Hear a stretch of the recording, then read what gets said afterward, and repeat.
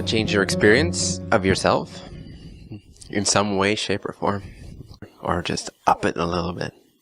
And do you all have an image of that?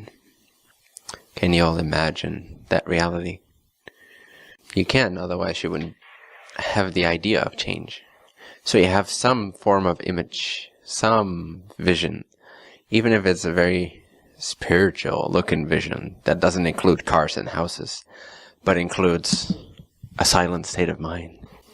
That's not even really a change. It's the only thing that doesn't change. Do you have something? Do you have an image?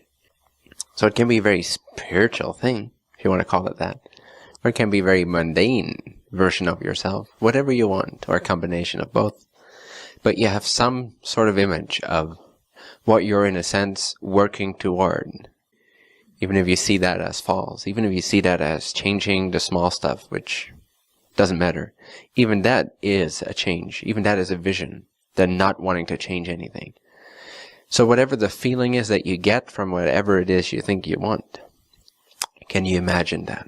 So just see yourself, version of yourself, as you are now, but with a different experience of yourself. Can you imagine that? An experience that you long for, that your heart is thirsty for. What would be this version of yourself's history? Completely forget your own history. What did it experience yesterday? What did it do? What would it have done? What would it have felt? What would it have seen? What did it do 1 year ago?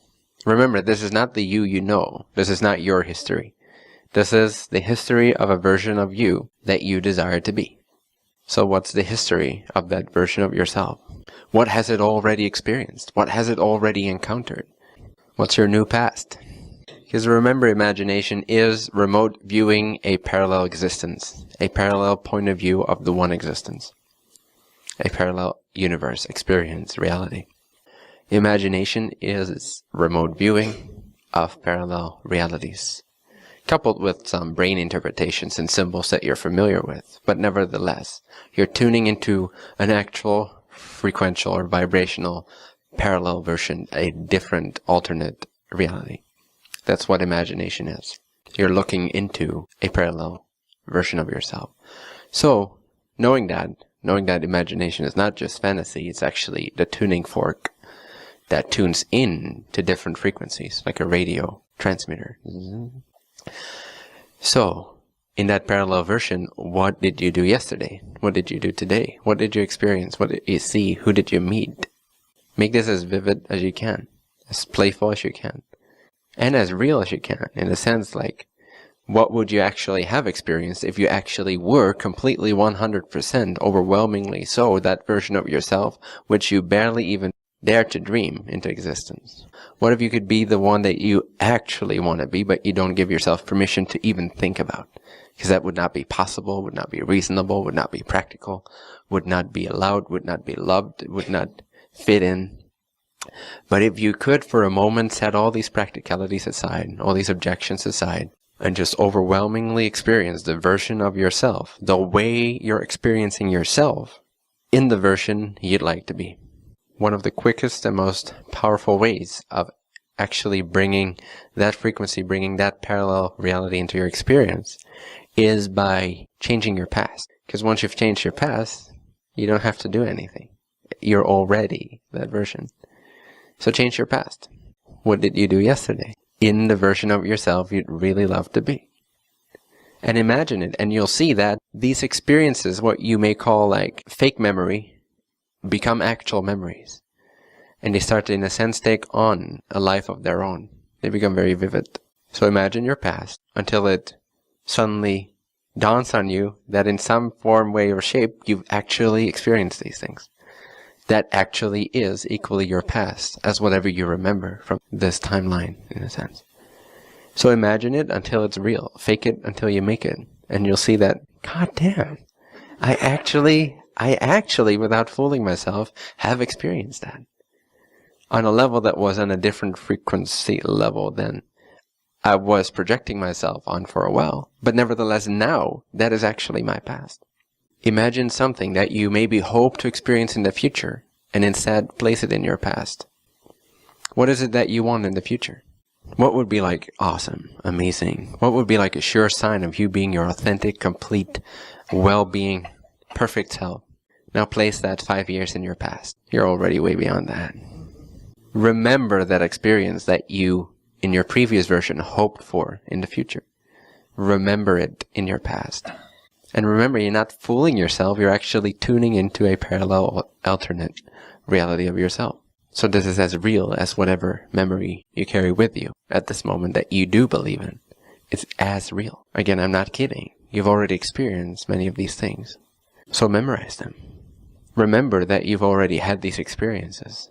Remember that you already have been doing and living the way you wanted to be living. That's your new past. That's your actual history of the one that you are becoming now. If you change your history, if you change your past, you're effortlessly changing your present without trying hard to battle a past. Trying to change yourself in the now, trying to adjust yourself in the now and make these minor adjustments. But feel like you're fighting an ocean of history, an ocean of doubt, an ocean of, yeah, but that can't be really me because I've never really done that before in that way. So first I need to do it for 10 years in order for me not to call myself a hypocrite anymore. In order for me to truly be worthy of this new state of being, of this new loving version of myself, I first need to have 10 years of being that before I can give myself permission to actually feel like I am that. Because I've hurt people even 1 week ago, so I cannot be that loving, compassionate, enlightened self. It wouldn't be right. It would be hypocritical. So imagine a different past. Tune into an alternate past. The past of the version of yourself that you already wish to be. Insert one memory that the version of yourself you wish to be would have already had many times. And that now in your, well not now, but in your 10 minutes ago version of yourself you could only hope for. You could only dream of. But right now, you've already experienced that. Imagine that. And see the shift that it brings about right now. See how it changes your awareness, your understanding of yourself in the moment. See the release that it brings, the relief, the peace, the trust, the confidence, the union with yourself, the love. And experiment with this throughout your everyday life. Whenever you find yourself stressing and hoping for something, and then putting yourself down with ideas of unworthiness, simply imagine a different past altogether, and fake it until you feel it's actually real. Now, talking about yourself can become a little bit tricky at some point. People ask you for your history. You say, which one? They go, what? What you mean? Your history? Yeah, which me? The one I am now, the one I was 10 minutes ago. My history changes all the time. Can we allow ourselves to actually experience ourselves in that way? That non-static, that non-linear. Can we give ourselves permission to do that? And you'll see that the objections that come up in your mind are all rooted in unworthiness. The idea I am inadequate, unworthy of love, unworthy of bliss, unworthy of what I desire.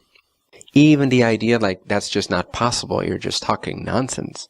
Even that addiction to physical reality being so real and everything else being less real is a form of putting ourselves down, keeping ourselves limited and small and in check just so that we'll be loved by people, we'll be moderately accepted. Because if we get a little bit crazy, if we go a little outside of the norm, then what will happen? We'll have to face our fears. And so let's call everybody else crazy. Everybody that lives their passion, let's call them just a little bit crazy. But why not be a little bit crazy? It serves me well. Now you can stay real or you can loosen up. So can you actually allow yourself to accept that you've now radically altered your past? That you actually no longer have the past. You no longer are the one whose past is the one that you've remembered for so long and repeated for so many times. That it may take a little bit of practice, but you'll see that it goes very, very quickly, surprisingly so. Why? Actually, because we've never really thought of this before. It's not part of our practice yet. It's not part of our understanding. So we don't have any defense mechanisms for this yet. And it will take a while before they develop, but before they develop, we've already gotten the hang of this, and we already have a different understanding of ourselves. Because we've changed our past. So that you'll see this goes very quickly. This goes very rapidly. Even if you don't believe in it entirely, you'll start to feel the effects. If you change your past, you'll start to transform right now. If you give it the benefit of the doubt, this practice, you don't even have to believe it's absolutely true. You can just think it's fantasy if you want to. I'm telling you it's not, but you can think it's fantasy. If you allow yourself to practice it, even as if it is fantasy, you'll see the results nevertheless. And the results will be so palpable and will loosen your consciousness up to such a degree that you actually see that any past is equally valid. Any past is equally real.